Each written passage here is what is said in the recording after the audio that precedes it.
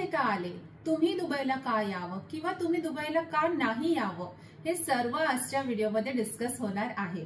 मला इथे बोर नाही होत, पण मला इथे आवडत नाही। नमस्कार अँड वेलकम बॅक। जसं तुम्हाला सर्वांना माहिती आहे की मी इंडियातून दुबईला शिफ्ट झाले आहे आणि मी महाराष्ट्र मुंबई इथे राहते आणि इथे दुबईला शिफ्ट व्हायचा मी का प्लॅन केला आणि इथे आपण भारतीय यांनी दुबईला आलं पाहिजे का, इथे वेदर कसं आहे, इथे वेदर म्हणजे नॉट जस्ट द ॲटमॉस्फिअरचं म्हणजे टेम्परेचर, बट इथे बाकीचे एन्व्हायरमेंटल गोष्टी जसंच की आपल्याला ऍडजस्टमेंटसाठी लागतात, म्हणजेच की इथले लोक, मग इथे पैसे ऍडजस्ट होतात का, इथे जॉब लगेच मिळते का, आणि जॉब मिळाली तरी पण इथे जॉबची कंडिशन्स कसे असतात, हे सगळं मी तुम्हाला आजच्या व्हिडिओमध्ये सांगणार आहे। मी इथे का आले, इथे आल्यावरती मला जॉब मिळाली का, हे सगळं मी आजच्या व्हिडिओमध्ये सांगणार आहे। आपण दुबईला यायचा प्लॅन करतो, द मेन फर्स्ट फोकस आपल्या लाईफचा असतो is to make money, is to make good money. तो आपल्या मनात विचार असतो की मी दुबईला जाईन आणि मी दिराम्समध्ये कमवेन आणि ते कमवलेले पैसे मी इंडियाला पाठवणार, जे रुपीजमध्ये कॅल्क्युलेट केल्यावर ऑब्व्हियसली ते जास्त होतात। तर ह्या विचाराने आपण दुबईला येतो। माझ्याकडे दोन रिझन होते, एक तर फर्स्ट रिझन हा, सेकंड रिझन माझा हा होता की मला माझी लाईफस्टाईल चेंज करायची होती, म्हणजेच की मला लाईफस्टाईल माझी अपग्रेड करायची होती। जस्ट डिसिप्लिन हे मला खूप आवडतं आणि कम्पेअर्ड टू आपल्या कंट्रीमध्ये इथे खूप जास्त डिसिप्लिन आहे, इथे खूप छान रूल्स अँड रेग्युलेशन्स आहेत जे आपल्याला झोपेत पण आपण असलो तरी आपल्याला ते फॉलो करायचे आहेत। रूल्स काही नियम आहेत जे इथल्या गव्हर्नमेंटने बनवलेले आहेत, जर ते आपण तोडले इथे लगेच फाईन लागतात, इथे लहान लहान गोष्टींचे इथे फाईन लागतात। दुबईला राहणं म्हणजे इंडियासारखं नाहीये की आपण एकाच्या इन्कम वरती फुल फॅमिली आपली रन होईल, म्हणजेच की एका घरामध्ये जसंच की आजी आजोबा लेकरं बायको आणि नवरा कमवतोय, हे बाकीचे सगळे बसून खात आहेत। तो यांचं काही आपले ऑब्वियस रूल्स जे आपल्या घरात प्रत्येकांचे काय ना काय कामं अलॉटेड असतात, ते सगळे कॉन्ट्रीब्यूट करतातच, पण I am talking about financial matters, की एक माणूस कमवेल आणि इतके लोक बसून खाणार, आपल्या मिडल क्लास सारख्या लोकांसाठी तरी दुबईमध्ये पॉसिबल नाहीये। इथे 2 इन्कम आर नेसेसरी। जर तुमचा नवरा किंवा तुमचा होणारा नवरा जर दुबईला आलाय जॉबसाठी, तो इथे आलाय, तर येताच तो इथे 1 BHK किंवा स्टुडिओ म्हणतात इथे, जिथे एक छोटी रूम असते, त्या रूम मध्ये सगळं असतं हॉटेल सारखं आणि एक छोटीशी किचन असते किंवा किचन नसतेही, ते स्टुडिओ सुद्धा तो अफोर्ड नाही करू शकत, कारण की त्याची जॉब नवीन असते। इथे आल्यावरती आपल्याला बेड स्पेस मध्ये राहावं लागतं। बेड स्पेस काय असतं, एक फ्लॅट असतो, त्या फ्लॅटमध्ये बंक बेड्स बनवले असतात, 1 2 3 1 2 3 असे 5-6 बंक बेड्स एका रूम मध्ये असतात आणि त्या बेड स्पेसची किंमत असते जवळजवळ 500 ते 1000 दिराम्स। त्याचं कॅल्क्युलेशन इंडियन रुपीज मध्ये जवळजवळ 15,000 ते 25,000 इतकी किंमत तर त्याला त्या बेड स्पेसची द्यावी लागते। आणि त्या बेड स्पेस मध्ये म्हणजेच की फक्त तो बेड आपला आहे, त्याच्या आजूबाजूला आपण आपलं सामान ठेवायचं, मोस्टली ते आपल्याला खालीच ठेवावं लागतं। एक किचन असते, त्या किचन मध्ये you can go and cook, पण असं नाही की त्या रूम मध्ये तुम्हाला फक्त भारतीयच मिळणार, ते वेगवेगळ्या नॅशनॅलिटीचे लोक राहणार, जसं की Pakistani, Bangladeshi, India, Philippines, Turkish, सगळीकडून आलेले लोक तुम्हाला कोणीही भेटू शकतं। किचन मध्ये गर्दी असणार म्हणून तुम्हाला टाइम ऍडजस्ट करावा लागेल कुकिंगचं, किंवा मग तुम्ही विचार रोज बाहेर खाणार, बाहेर खाणं पण इथे इतकं सोपं नाहीये। एक फ्रँकी सुद्धा इथे 125 रुपयापासून सुरुवात होते, बेसिक वेज फ्रँकी ती 125 ला सुरुवात होते। तर रोज तुम्ही ती फ्रँकी अफोर्ड नाही करणार, जर तुमची सॅलरी चांगली आहे of course you can afford it. आता मी एक नॉर्मल अनमॅरिड मुलगा किंवा एक अनमॅरिड मुलगी इथे आली आहे तिच्याबद्दल बोलते। वन्स तुम्ही कमवायला लागले आणि तुमचे पैसे बरोबर ऍडजस्ट होत आहेत, then you can spend of course, पण तुम्हाला पैसे वाचून घरी सुद्धा पाठवायचे आहेत, तर मग you have to manage things properly. आता एका घरामध्ये एका रूम मध्ये इतक्या लोकांनी राहायचं, तर त्याच्यात इकडे यायच्या आधी तुम्हाला मेंटल प्रिपरेशन खूप गरजेचं आहे, कारण फिलिपिनो लोक वेगळं जेवतात, पाकिस्तानी लोक वेगळं जेवण आहे त्यांचं, यांच्या सगळ्यांच्या जेवणाचा सुगंध वेगवेगळा येतो, तर तुम्हाला ते सगळं ऍडजस्ट करणं फार गरजेचं आहे। त्यांच्यासोबत तुम्हाला फ्रेंडली बनून राहावं लागेल। दुसरी गोष्ट आहे, इथे खूप चालावं लागतं. म्हणजेच जर तुम्ही विचार करणार की मी माझ्या ऑफिसला बसने जाणार, आपल्याकडे कसं उतरला की बस स्टॉप, थोडं 10 मिनिटं चाललं की बस स्टॉप, 5 मिनिटं चाललं की बस स्टॉप, किंवा इथून आपण रिक्षा घेऊन बस स्टॉप पर्यंत जाणार, तिथून आपण बस घेणार. इकडे तसं नाहीये. तुम्हाला बस स्टॉप पर्यंत जवळजवळ 10 ते 15 मिनिट चालावं लागतं, कधी कधी अर्धा तासही. त्याच्यानंतर तुम्हाला मेट्रो घ्यावी लागते. मेट्रोचाही जाण्या येण्याचा खर्च आहे. एका साईडचे 3 to 5 दिराम्स, म्हणजेच की 70 ते 125 रुपये तुम्हाला वन साइड रुपीज ट्रॅव्हलिंगला लागणार. येताना पण तुम्हाला तेवढीच अमाऊंट लागणार. तर जर सपोज तुम्ही इंडियाहून दुबईला आले आणि तुमची सॅलरी आहे जवळजवळ 4000 ते 5000 दिराम, तर तुम्हाला त्याच्यातलं बेड स्पेसचे 500 ते 1000, खाण्यापिण्याचे 500, मग तुमचे शॉपिंग घ्या, ट्रॅव्हलिंगचे घ्या, म्हणजेच की तुम्हाला डेली तुमचं मेट्रोचं किंवा बसचं ट्रॅव्हलिंगचं ते घ्या. हे सगळं करून तुमचे जर वाचत असतील 20-25 हजार, तेच तुम्ही इंडियाला पाठवू शकता.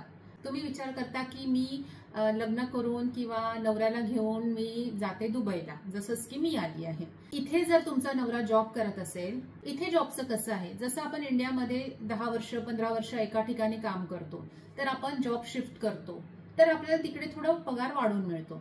इथे आल्यावरती असा सीन नाही आहे. इथे आल्यावरती आपल्याला आपला गेलेला जो एक्सपिरियन्स आहे होम कंट्रीचा, जो 10 वर्षाचा 15 वर्षाचा, तो एक्सपिरियन्स इथे काउंट होत नाही. इथे तुम्हाला ते आल्या आल्या हेच विचारणार, तुम्हाला UAEचा काय एक्सपिरियन्स आहे.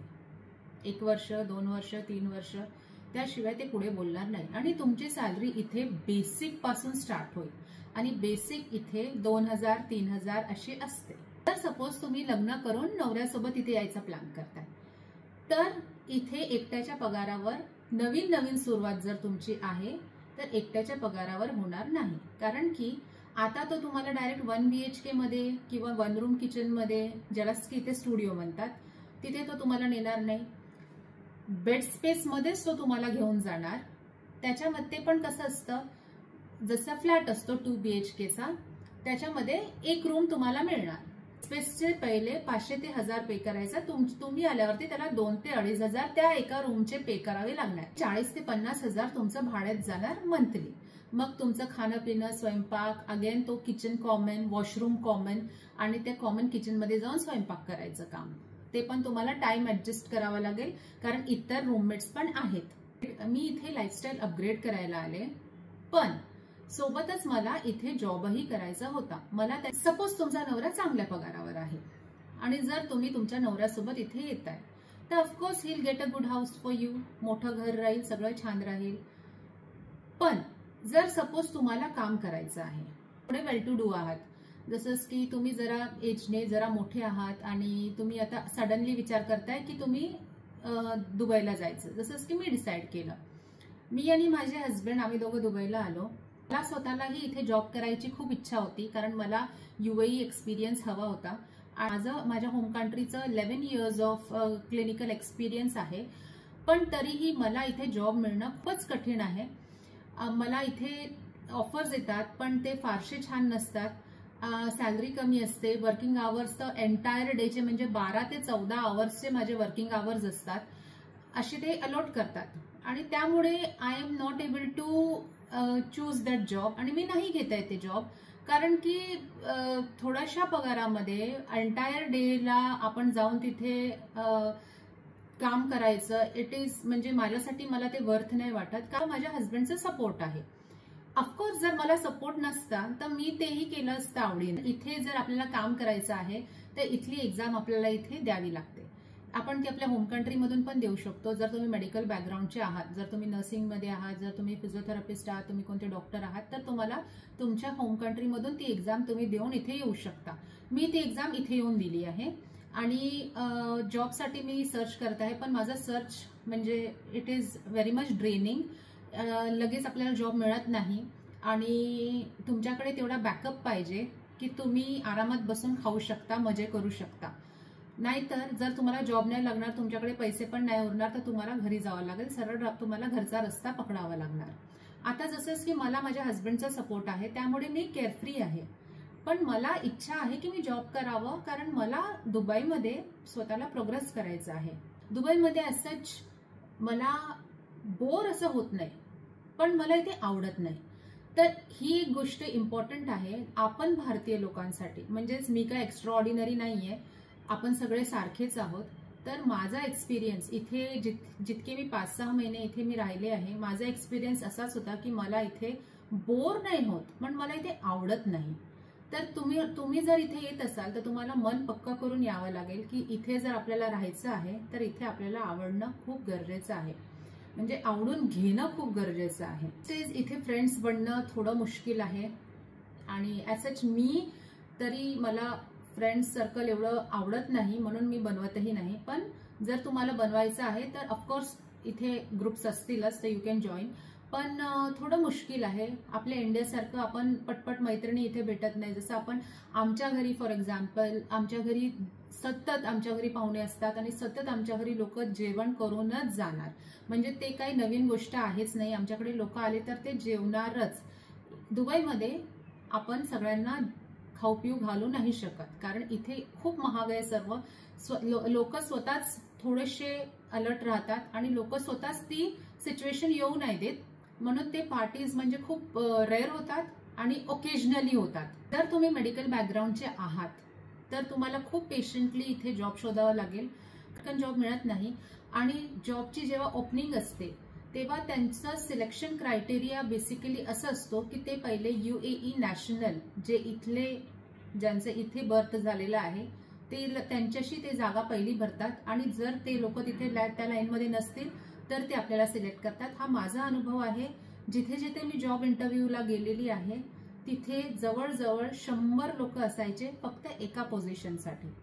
हा, नर्सिंगला इथे खूप जास्त स्कोप आहे, तर नर्सिंगचे लोक इथे येऊ शकतात. पण तेच हे आहे की तुम्हाला जर इथे यायचं आहे तर तुम्हाला मन खूप पक्क करून इथे यायचं आहे. तुम्हाला मुलं आहेत तर इथे शिक्षण खूप महाग आहे, तर तुम्हाला दोघांनी कमवणं फार गरजेचं आहे, so that you can support your husband. आणि दोघांनी मिळून तुमची प्रगती होईल आणि जे पैसे उरतात ते तुम्ही आरामात इंडियामध्ये छान घर तुम्ही बांधू शकता. इथले लोक मोस्टली असेच करतात, प्रॉपर पैसे वाचून इंडियाला ते छान घर असं बांधतात आणि मग काही वर्षांनी रिटायर होऊन ते आपल्या गावाला परत जातात. गाडी जर घ्यायचं म्हटलं तर गाडी घेणं इथे खूप स्वस्त आहे. आपल्याला रेंटवर गाडी भेटते आणि रेंटही फार कमी आहे. म्हणजे इंडियाच्या कंपॅरिझनमध्ये आपल्याला पर डेच्या हिशोबाने गाडी खूप स्वस्त आहे. आम्ही मोस्टली तसंच करतो, आम्ही रेंटवरच गाडी यूज करतो. पण जर तुम्ही एक सिंगल मिस्टेक केली तर त्यामागे तुम्हाला 150 ते 500 दिराम्सचा फाईन होतो, ज्याचाच अर्थ आहे की तुम्हाला 2500 ते 15,000 तुम्हाला एका फाईनच्या मागे फी भरावी लागते. आणि त्या फाईनचं पण काही ड्युरेशन असतं, त्या ड्युरेशनच्या आतमध्ये तुम्हाला तो फाईन क्लिअर करावाच लागतो. जर तुम्ही तो फाईन क्लिअर नाही केला तर तुम्हाला अजून फाईन बसतो. So this was it. जर दुबईला यायचंय तर विचार करून या, मन पक्क करून या. Till we meet in to the next video. Good bye.